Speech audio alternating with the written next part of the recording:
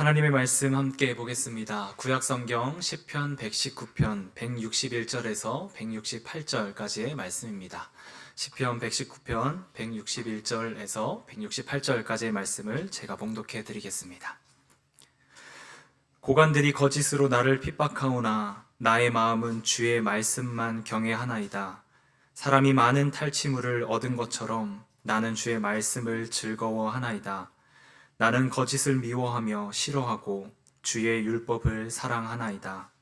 주의 의로운 규례들로 말미암아 내가 하루 7번씩 주를 찬양하나이다. 주의 법을 사랑하는 자에게는 큰 평안이 있으니 그들에게 장애물이 없으리이다. 여호와여, 내가 주의 구원을 바라며 주의 계명들을 행하였나이다. 내 영혼이 주의 증거들을 지켰사오며 내가 이를 지극히 사랑하나이다. 내가 주의 법도들과 증거들을 지켰사오니 나의 모든 행위가 주 앞에 있음이니이다. 아멘.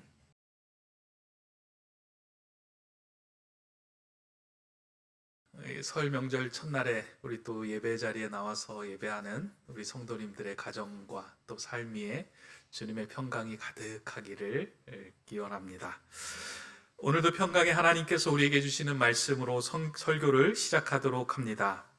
마지막으로 말하노니 형제들아 기뻐하라. 온전하게 되며 위로를 받으며 마음을 같이하며 평안할지어다.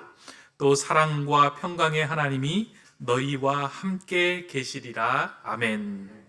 사랑과 평강의 하나님께서 주시는 기쁨과 위로로 귀한 평안을 누리시는 저와 여러분 되시기를 소망합니다. 2011년도에 출간된 책 가운데 혼, 창, 통, 당신은 이 셋을 가졌는가? 라는 책이 있었습니다. 이 책의 저자는 수많은 대가들과의 만남과 인터뷰를 통해서 사람들 그들에게 가지고 있는 세 가지의 공통 키워드를 발견하게 됩니다. 그리고 그 공통 키워드를 자신만의 언어로, 그리고 자신이 생각하는 단어로 한 글자로 혼, 창, 통이라고 정의하였습니다. 한 분야의 대가를 이루고 있는 사람들이 가지고 있는 이 혼창통은 한 사람의 삶을 가치 있게 만드는 무형의 자산들이다라고 말합니다.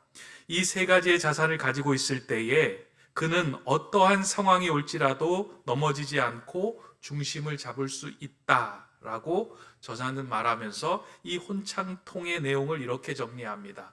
혼이라고 하는 것은 분명한 비전을 품고 있는 것, 그리고 창은 남들이 가지 않는 길을 두려워하지 않고 도전하는 것, 그리고 마지막으로 통은 왜 자신이 이러한 비전을 품고 달려가게 되었는지를 주변 사람들과 함께 공유하는 것, 그러니까 자신의 삶의 목적을 분명하게 가지고 있고 그 삶의 목적을 향하여 달려갈 수 있는 용기가 있고 또 그 용기가 어디로부터 그 발원되는지에 대해서 이웃 사람들과 이웃과 함께 나눌 수 있는 그 통이 있을 때 그 사람은 흔들림 속에서도 좌절하지 않고 원하는 곳까지 갈 수 있게 됨을 보고 혼창통이 한 사람의 삶을 이끌어가는 중요한 요소다라고 생각하여 이 책을 기록하게 된 것입니다. 제가 말씀을 준비하는 중에 이 책 제목이 떠올랐습니다.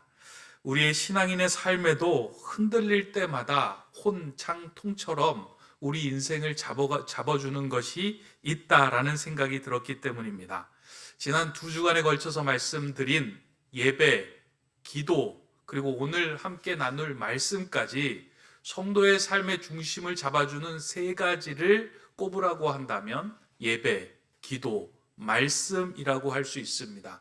우리의 인생 가운데, 성도의 삶 가운데 이 땅을 살아가는 삶이 흔들림 속에서도 굴하지 않고 계속해서 나아갈 수 있는 힘은 예배가 살아있고 기도가 살아있고 말씀이 살아있는 인생은 그와 같은 삶을 살 수 있게 됩니다.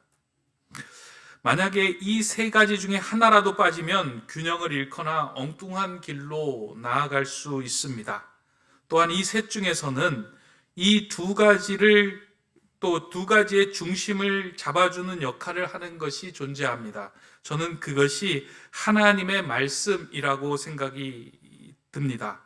말씀이 중심을 잡아줘야 예배와 기도가 길을 잃지 않고 바른 길로 나아갈 수 있기 때문입니다. 예배도 조금 추상적이고요. 기도도 추상적인데 말씀의 토대를 둘 때 다른 곳으로 엉뚱한 방향으로 나아가지 않고 온전한 길로 나아갈 수 있습니다. 예배가 말씀의 토대 위에 서 있지 않을 때 그 예배는 율법적이고 형식적이고 때로는 신비주의적인 형태를 띌 수가 있습니다. 과거에서 일본에 목회를 할 때요, 교회에서 일본 사람들을 대상으로 한국어 가르치면서 한국어 교실을 열었습니다. 그 가운데 이제 한국어를 열심히 배우러 오신 여성분 한 분이 일본 교회를 다니시는 분인데, 그분이 이제 올 때마다 일본의 교회는 어떻고 자신이 다니고 있는 교회의 신앙은 어떻고 이런 거에 대해서 이제 가끔 이야기를 하는데, 하루는 저한테 책을 주더라고요. 책 제목이 예언이라고 하는 책이었어요. 그래서 이 책이 뭐냐라고 물어봤더니, 본인이 다니고 있는 교회는 예배를 드릴 때 하나님께서 무엇인가 마음에 담아두거나 머리에 떠오르게 한 그 말씀을 생각나는 대로 손을 들고 툭툭 일어나서 이야기를 한다라고 그렇게 얘기를 하더라고요. 그 내용을 묶은 이제 책이다라고 하면서 저에게 전해 주었습니다. 한 예배가 2-3시간, 길게는 4시간까지 진행이 되는데, 이렇게 예배를 드리다가 특정한 설교자가 없이 찬양하고 예배를 드리던 중에 저쪽에서 한 사람이 이제 손을 들고 일어나는 거예요. 하나님께서 저에게 지금 이런 마음을 주셨습니다. 용서하라고 하십니다.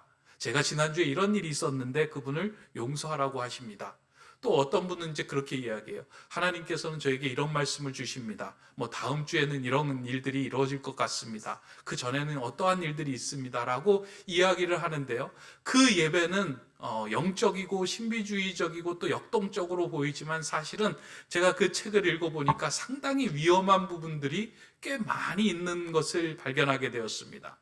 말씀의 토대를 두지 않고 예배가 세워질 때 그 예배는 올바른 방향보다 자신들이 원하는 방향으로 나아갈 때가 많이 있게 됩니다. 위험한 요소가 그 안에 담겨져 있습니다.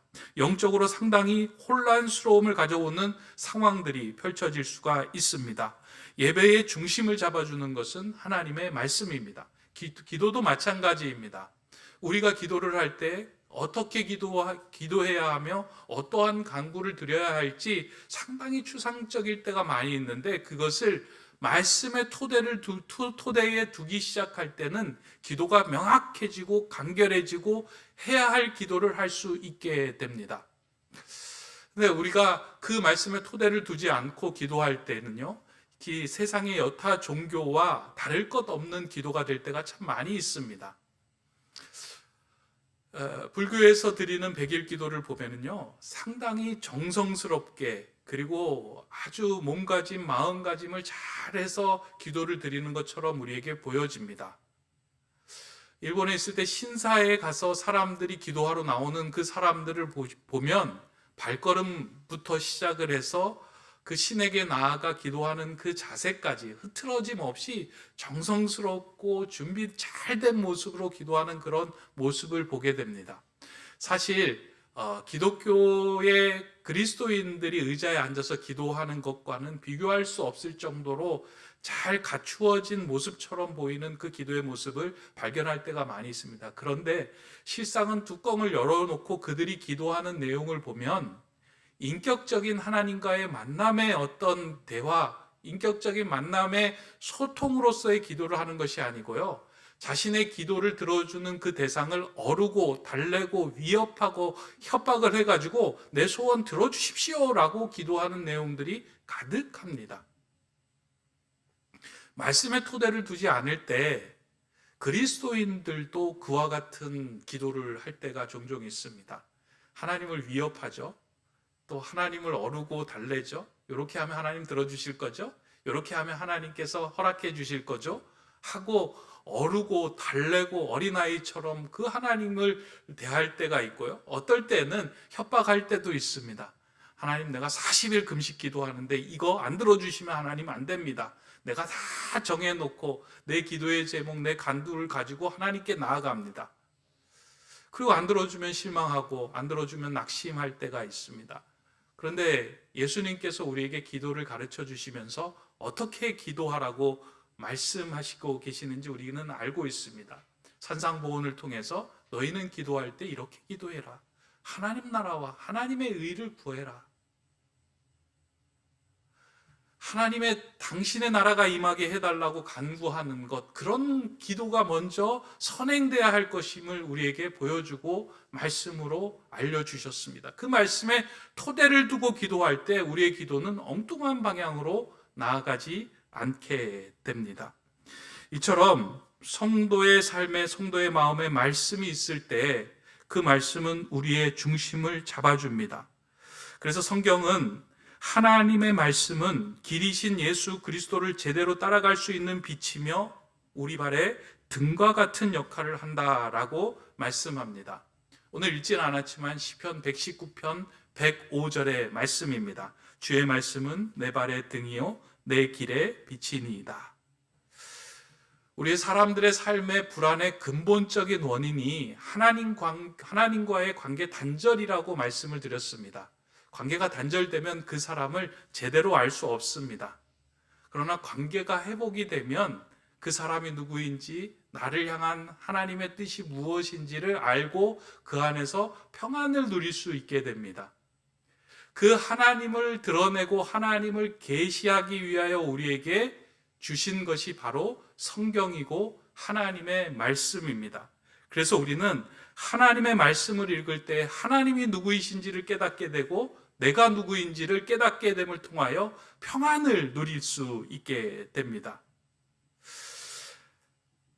그렇게 하나님의 말씀이 내 안에 든든하게 토대를 이루고 있는 사람들은 흔들리지 않고 중심을 잡으며 참된 평안에 거할 수 있게 됩니다. 이러한 시각에서 볼 때 오늘 우리가 읽은 시편 119편은 성경에서 아주 중요한 위치를 차지하고 있다라고 생각이 듭니다. 지금 여러분들이 가지고 있는 성경을 볼 때 찬송가까지 붙어 있어서 좀 구분이 어렵기는 한데요. 신구약 성경만 붙은 그 성경을 보고 반을 이렇게 딱 펼쳐보면 그 중간이 시편입니다. 또 그 시편 가운데 119편이 거의 중간 부분에 해당되어 있습니다.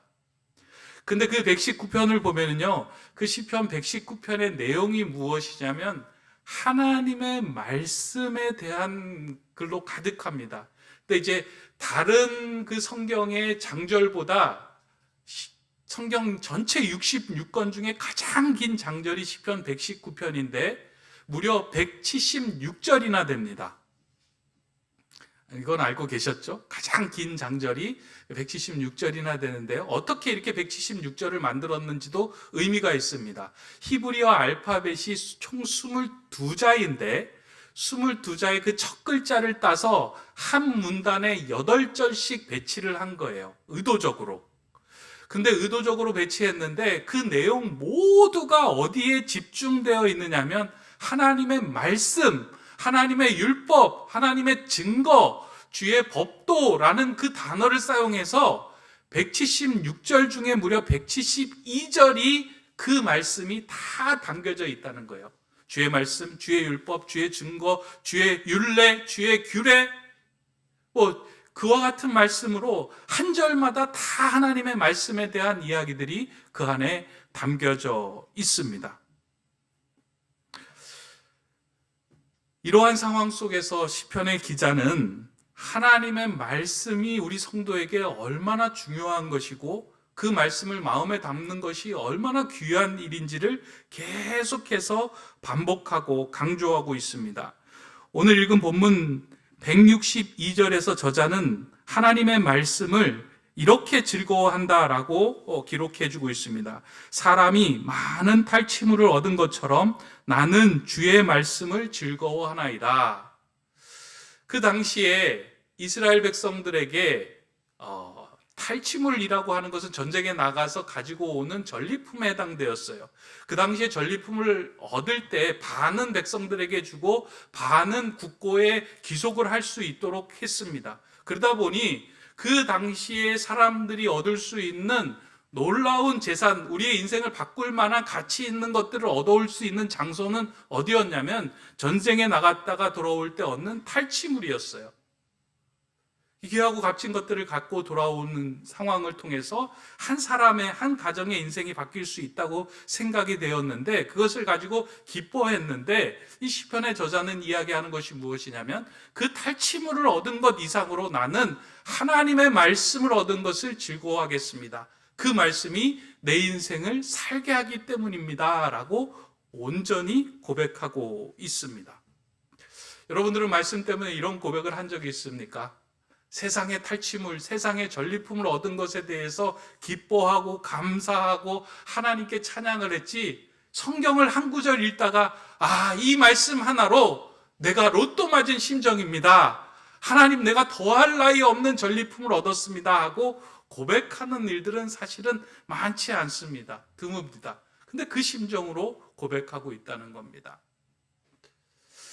우리가 하나님의 말씀이라는 것을 이해하기 위해서는요, 성경에서 말씀이라고 표현하는 이 단어를 이렇게 주로 크게 세 가지로 나눠서 이제 이야기하고 있는데, 이것을 이해하면 조금 더 우리가 쉽게 또 이해할 수 있겠다 생각이 됩니다. 성경은 이 말씀을 이제 세 가지 헬라어를 통해서 좀 설명을 하고 있는데요. 첫 번째는, 말씀을 뜻하는 첫 번째 단어는 로고스라는 단어입니다. 우리가 잘 알고 있는 말인데요. 어렵거나 이제 복잡한 설명이 들어갈 수 있지만, 단순하게 설명하면 기록된 성경이라고 생각을 하면 좋습니다. 하나님께서 자신을 드러내고 계시하며 하나님의 뜻이 무엇인지를 우리에게 알려주시는 기록된 성경이 로고스입니다. 그래서 요한복음에 가면 예수 그리스도를 로고스, 말씀이 육신이 되어 이 땅에 오신 하나님이라고 표현을 했는데요. 예수 그리스도가 이 땅에 오셔서 보여주신 것이 무엇이냐면 하나님이 누구신지를 보여주셨어요. 하나님의 나라가 어떻게 이루어지는지를 보여주셨어요. 그 예수 그리스도를 봄을 통해서, 기록된 성경처럼 봄을 통해서 하나님의 뜻을 알게 하는 것, 이것이 말씀이고 이것이 로고스라고 이해했다는 겁니다. 두 번째는 캐리그마라는 단어를 사용했는데요. 이거는 기록된 성경하고는 조금 다른 의미에서 선포된 말씀을 이야기합니다. 그러니까 제가 여기 강단에 서서 하나님의 말씀을 통해서 여러분들에게 말씀을 선포하죠. 이게 캐리그마입니다. 그리고 여러분들이 복음을 전하죠. 이것도 캐리그마입니다. 하나님의 말씀을 여러분들의 입으로 선포하는 것, 이것들이 캐리그마입니다.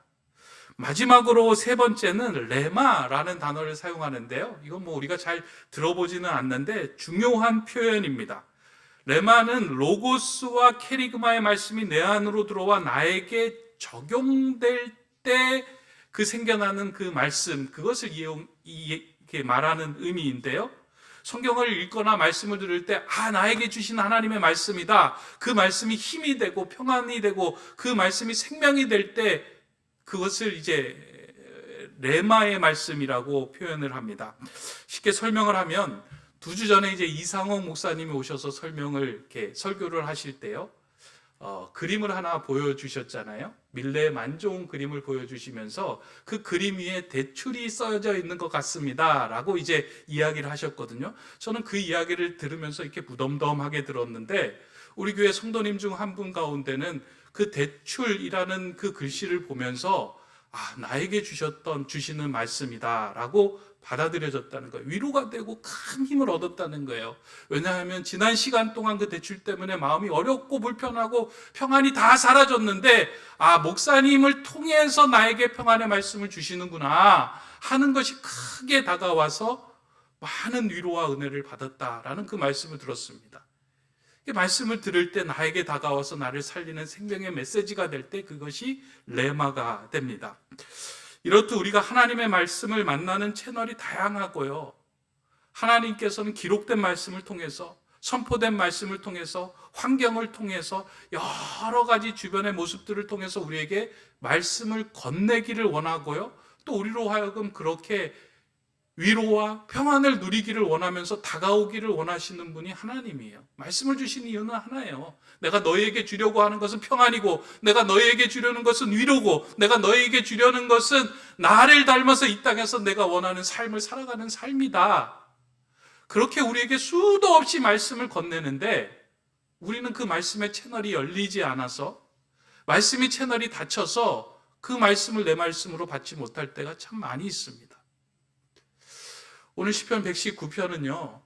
어떻게 하면 하나님의 말씀이 내 안으로 이렇게 다가와서 내 삶의 평안을 누리게 할 것인가? 그에 대한 게 해답을 제시해주고 있는 본문이다라고 저는 생각을 합니다. 하나님의 말씀이 우리 안에 다가올 때 어떻게 그 말씀을 나의 말씀으로 받을 수 있는가? 크게 오늘 본문에서는 두 가지를 이야기하고 있는데요. 첫 번째로는 하나님의 말씀을 사랑하는 자에게 평안을 주신다라고 말합니다. 이게 성경을 대하는 태도고 하나님의 말씀을 대하는 태도인데요. 그 말씀을 사랑하는 자에게 하나님은 평안을 주신다라고 말씀합니다. 시편 119편을 보면은요. 하나님의 말씀을 대하는 사람들의 자세가 어떠해야 되는지를 계속 이렇게 반복해서 나타나고 있는데요. 오늘 우리가 읽은 본문을 보면 그 본문에서도 짧은 본문임에도 불구하고 수도 없이 반복해서 이제 이야기하고 있는데요. 한번 여러분들이 가지고 있는 그 성경이나 아니면 오늘 그 주보를 보시면서 그 말씀을 보면서 제가 말씀드리는 것에 한번 동그라미 한번 쳐보시면 좋겠습니다. 161절에 나의 마음은 주의 말씀만 경외하나이다. 경외하는 것은 사랑하는 것을 넘어서 그 말씀에 무게를 두는 거예요. 그 말씀에 무게를 두고 우리의 몸이 기울어지는 거예요. 아주 무겁게 여기는 거예요. 162절에 보면 나는 주의 말씀을 즐거워하나이다. 하나님의 말씀을 즐거워한다라고 기록하고 있어요. 163절에 보면 나는 주의 율법을 사랑하나이다. 이게 율법, 말씀, 율례 뭐 이런 것들이 다 동일하게 말씀에 대한 말씀이고요. 167절에 보면 내가 이를 지극히 사랑하나이다 라고 기록하고 있습니다. 하나님의 말씀을 언급한 이 구절구절 하나를 자세히 들여다보니까 하나님의 말씀을 즐거워하고 무겁게 여기고 사랑하는 자의 삶, 그 삶에는 하나님께서 평안을 주신다 하는 것이 마지막 결론의 메시지입니다. 그래서 165절을 보면 이렇게 기록합니다. 주의 법을 사랑하는 자에게는 큰 평안이 있으니 그들에게 장애물이 없으리이다. 다시 한번 읽습니다. 주의 법을 사랑하는 자에게는 큰 평안이 있으니 그들에게 장애물이 없으리이다. 하나님의 말씀을 사랑하는 자에게는 평안이 있고 장애물도 훌쩍 뛰어넘을 수 있는 마음이 주어진다. 그 메시지를 우리에게 전하고 있습니다. 우리에게 말씀하시는 하나님의 말씀을 듣고 우리의 삶에 진정한 평안을 누리기 위해서는 채널이 열려야 되는데요. 그 채널이 열리기 위해서는 말씀을 사랑하는 것이 먼저 필요합니다. 집에서 아버지가 아들에게 이야기를 할 때요, 자녀가 아버지를 진짜로 존경하고 사랑할 때 그 아버지의 말에는 힘이 있고 자녀를 일으키는 놀라운 그 능력이 있습니다. 저희 아이들이 만약에 저를 사랑하고 온전히 존경하고 말씀을 무겁게 여길 때요, 아이들에게 한마디 던질 때 그 아이들은 행동의 변화가 생기는 거예요. 야, 나와서 밥 먹자 라고 하는 한마디, 가벼운 한마디를 듣더라도 아버지를 사랑하고 존경하면 몸이 움직여서 바뀌는 거예요, 행동이. 근데 아버지를 사랑하고 존경하지 않고 문 쾅 닫고 방에서 거하는 애들은 아무리 얘야 밥 먹자라고 이야기를 해도 어떻게 돼요? 아버지나 먹어요. 나 안 먹어요. 그런 거를 생각을 할 때요, 우리가 하나님을 사랑한다라고 이야기를 하면서 우리는 하나님께서 우리에게 건네시는 그 말씀에 얼마나 주목하고 그 말씀을 사랑하며 살고 있는가, 그 말씀에 얼마나 반응하며 행동하고 있는가. 주일에만 한번 이 성경을 갖고 와서 주일에 목사님 설교 들어 그 설교 전에 그 본문만 읽고 끝나는 것은 아닌가. 하나님을 사랑한다고 입으로 고백을 하면서 그의 말씀에 대해서는 전혀 관심 없이 살아가는 것이 오늘 우리의 말씀은 아닌가. 그러면 하나님께서 우리에게 들려주신 그 메시지를 들을 수 있는 창이 자꾸 닫히는 거예요. 그러나 그 말씀을 펴고 그 말씀 속에서 나를 두드리고 나에게 건네오시는 그 말씀에 집중하기 시작하면 하나님이 나를 살리시고 나를 회복시키시고 온전케 하시는 그 말씀이 수도 없이 우리의 가슴을 때리며 다가온다는 것입니다. 그래서 시편의 기자가 119편의 176절을 통해서 계속 언급하고 있는 것은 주의 말씀을 사랑하라. 그리하면 너희에게 큰 평안이 올 것이다. 저는 올 한 해 여러분들의 삶 속에서 무엇인가 인생 중에 전리품을 얻은 것보다 여러분이 건져 올린 한 말씀으로 내가 이 주의 말씀을 즐거워하고 평안을 얻었습니다 하는 고백이 넘쳐나는 그런 여러분의 삶이 되기를 소망합니다. 그 삶에 대해서 한번 여러분들 마음을 가지고요, 내가 주의 말씀으로 다시금 회복하겠습니다, 주의 말씀으로 다시금 내가 진정한 평안을 누려보겠습니다 하고 말씀을 펴는 저와 여러분 되시기를 주님의 이름으로 간절히 소망합니다.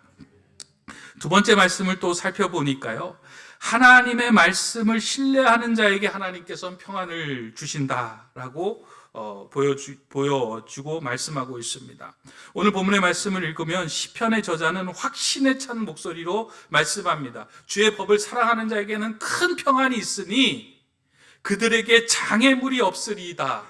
확신에 찬 메시지예요. 하나님의 말씀에는 평안이 있고 그 말씀을 들을 때는 내 앞을 가로막는 장애물도 훌쩍 뛰어넘을 수 있는 그 은혜의 메시지가 그 안에 담겨 있습니다 라고 확신과 신뢰에 찬 목소리로 말씀을 대하는 거예요. 여러분, 이 확신이 있습니까? 이 믿음이 있습니까? 하나님의 말씀은 우리를 살리는 생명의 메시지다라는 것이 여러분 확신에 있습니까?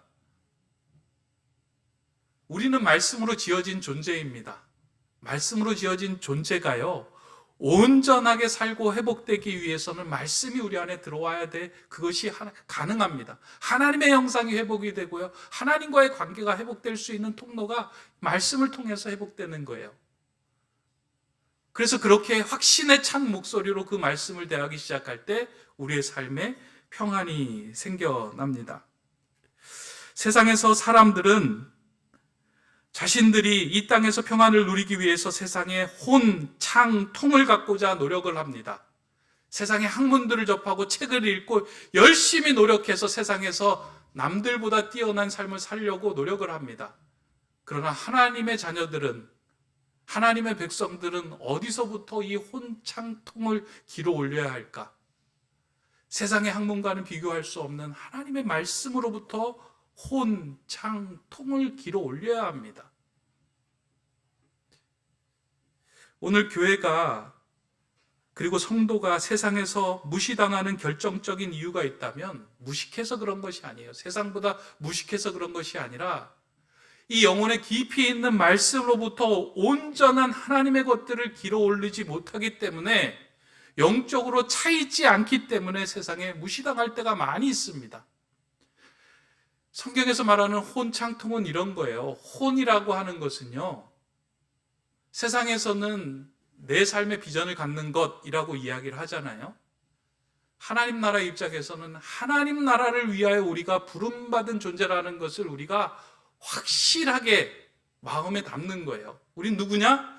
하나님 나라와 하나님의 의를 위하여 지어진 존재이고 그것을 이 땅에 세워가는 존재이다라고 그것을 마음에 담기 시작하면요, 삶이 간결해지고 명확해집니다. 그리고 공동체 안에서도 하나님의 나라를 경험하는 일들이 이루어지는 거예요. 그 사람의 말, 행동에는 깊은 배려와 존중과 이해가 들어있어요. 왜냐하면 나는 하나님 나라와 의를 위하여 걸어가는 존재이다. 이걸 놓치기 시작하니까요, 자신의 마음대로, 자신의 욕심대로, 자신의 생각대로 행하고 자신의 소견에 옳은 대로 행하기 시작해서 문제가 생깁니다. 하나님 말씀은 얘기하고 있어요. 계속해서 성경이 줄곧 이야기하고 있는 그 하나님 나라의 길, 그것을 우리가 마음에 담는 것, 이것을 담기 시작하면요, 그것을 행할 수 있는 용기, 하나님의 뜻을 따라갈 수 있는 마음, 도전 정신이 생기는데 이것이 성도의 창입니다. 창의적인 마음이 듭니다.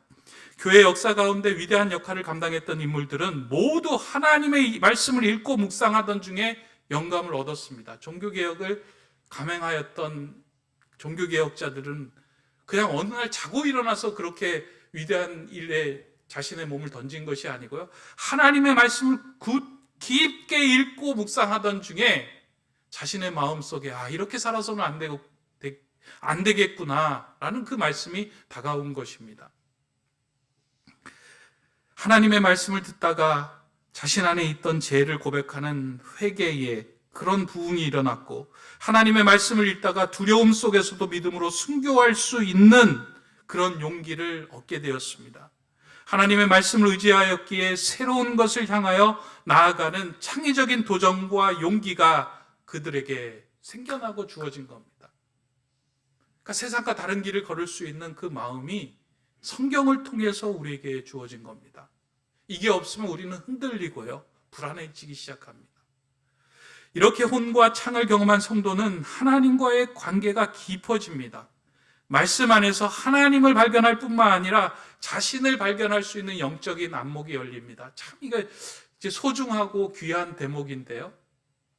성도에게서 가장 필요한 것 가운데 하나, 말씀을 읽으면서 저에게 하나님, 저도 영적인 통찰력과 안목을 좀 허락하여 주시옵소서. 늘 외면만 보고 그것에 휩쓸리는 인생이 아니라 그 외면 안에 내면에 무엇이 담겨 있는지, 하나님의 뜻이 어디에 있는지를 볼 수 있는 영적인 안목이 열리는 인생 되게 하여 주십시오. 하나님을 보게 되고 내 자신을 보게 되고 그 보게 된 것들을 함께 나눌 수 있는 통이 열리면 그 통을 통하여 우리가 평안을 누릴 수 있기 때문입니다. 참 이게 욕심 나는 거예요. 신앙생활하면서 목회자로도 이렇게 외면적인 일들, 고난, 그리고 어려움, 환경에 이상한 일들이 생기면요, 우리 외면을 보고 낙심하고 주저앉습니다. 그러나 하나님의 말씀을 깊이 들여다보는 중에 그 고난 안에 담겨져 있는 하나님의 뜻, 그 고난 속에 들어있는 하나님의 계획을 발견하기 시작하면요, 어떠한 상황이 오더라도 그것이 우리에게 장애물이 되는 것이 아니라 딛고 일어설 수 있는 디딤돌이 됩니다.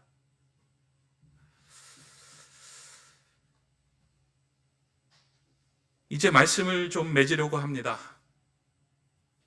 오늘 말씀을 듣는 저와 여러분들의 마음속에 혹시 평안이 사라졌거나 또한 장애물로 인하여 무엇인가 내 인생이 막힌 것 같이 답답하다면 말씀으로 한번 말씀 안에서 그 답을 좀 찾아가셨으면 좋겠습니다.